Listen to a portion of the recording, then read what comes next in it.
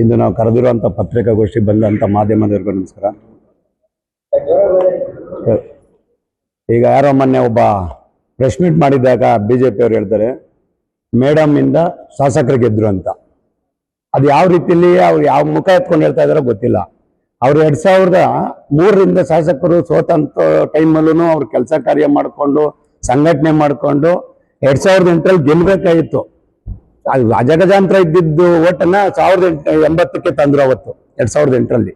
Next ನಾನು ಎಲ್ಲಿ ಸೋಲ್ತೀನಿ ಅನ್ನೋ ಭಯಕ್ಕೆ ಅಯ್ಯಮ್ಮ KJP ಇಲ್ಲೇ ನಿಂತ್ಕೊಬೋದಿತ್ತಲ್ಲ. KJPಲಿ ರಾಜಾಜಿನಗರ ಹುಡುಕೋದಂಥದ್ದಿಲ್ಲ. ಅಯ್ಯಮ್ಮ ಸಾಧನೆ ಮಾಡಿದ್ರೆ ಕೆಲಸ ಮಾಡಿದ್ರೆ ಅಯ್ಯಮ್ಮ ಇಲ್ಲೇ ನಿಂತ್ಕೊಬೋದಿತ್ತು.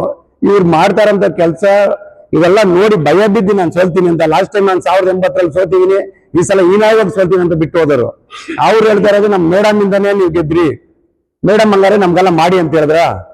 ಅಯ್ಯಮ್ಮ 2018ರಲ್ಲಿ ಬಂದು 19ರಲ್ಲಿ ಬಂದು ನಾವು BJP ಬಂದು ಅಯ್ಯಮ್ಮ ಇಡೀ ಮೇನ್ ಲೀಡರ್ಗೆಲ್ಲ ಹೇಳ್ಕೊಂಡ್ಬಂದ್ರು ಸೋಮಶೇಖರ್ ಸೋಲ್ಸ್ರಿ ಅಂತ. ಅದಕ್ಕೋಸ್ಕರ ಅವರ ಮೇಡಮ್ ಕಡೆ ಇದ್ದಂತ ಲೀಡರ್ಗಳೆಲ್ಲ ಸೋಮಶೇಖರ್ ಆಪೋಸಿಟ್ ಮಾಡಿದ್ರು. ಇವತ್ತು ಅಯ್ಯಮ್ಮನ್ ನೆನ್ಸ್ಕೊಬೇಕು, ಅಯ್ಯಮ್ಮನ್ ಫೋಟೋನ ಬೆಡ್ರೂಮ್ ಅಲ್ಲಿ ಇಕ್ಕೋಬೇಕು. ಅದು ಆಡೋ ಮಾತು ಅವ್ರ ನಾಲ್ಗೆ ಕರೆಕ್ಟ್ ಆಗಿದ್ಯಾ?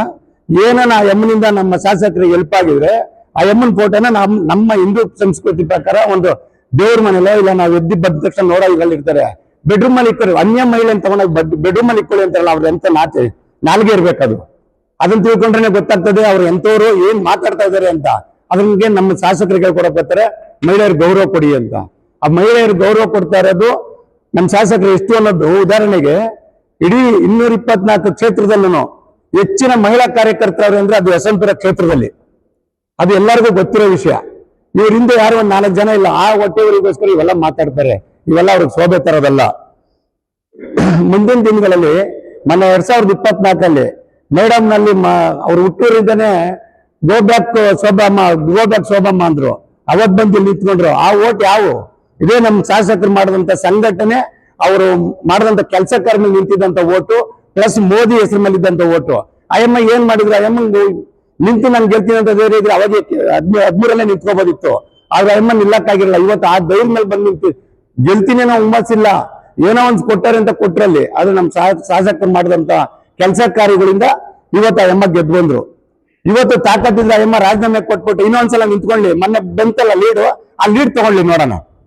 ಹೇಳ್ತಾ ಇದಾರೆ ನಾವು ಗೆದ್ದು ಅಯ್ಯಮ್ಮಿಂದ ನಮ್ಮ ಶಾಸಕರು ಗೆದ್ದಂತ. ನಮ್ಮ ಶಾಸಕರಿಂದ ಅವ್ರು ಗೆದ್ದಿರೋದು 24ರಲ್ಲಿ ಆಗಿ ಸಂಸದರಾದರೆ. ಸಂಸದರಾದ್ಮೇಲೆ ನಮ್ಮ ಯಶವಂತಪುರ ಕ್ಷೇತ್ರಕ್ಕೆ ಏನ್ ಕೊಡಿ ಕೇಂದ್ರದಿಂದ ಕೊಡ್ತಾವ್ರೆ. EMI ಲೆಟರ್ ಕೊಟ್ಟು ತಂದಿರೋದು ಯಾವುದು? ಅದನ್ನೆಲ್ಲ ತಂದಿರೋದು ನಮ್ಮ ಶಾಸಕರು. ಏನೇ ಕೇಂದ್ರದಿಂದ ಬಂದಿದ್ರು ಫಂಡ್ ಬಂದು ಕೆಲಸ ಮಾಡಿದ್ರು ನಮ್ಮ ಶಾಸಕರು ಕೊಟ್ಟಂತ ಲೆಟರ್ ಮೇಲೆ, ಇದ್ರ ಮೇಲೆಲ್ಲ ಹೇಳ್ತಾರಲ್ಲ ಅವ್ರು ರಾಜೀನಾಮೆ ಕೊಟ್ಟು ನಿಂತ್ಕೊಂಡೆ ಗೆಲ್ಲಿ ಆಮೇಲೆ ನೋಡೋಣಂತ.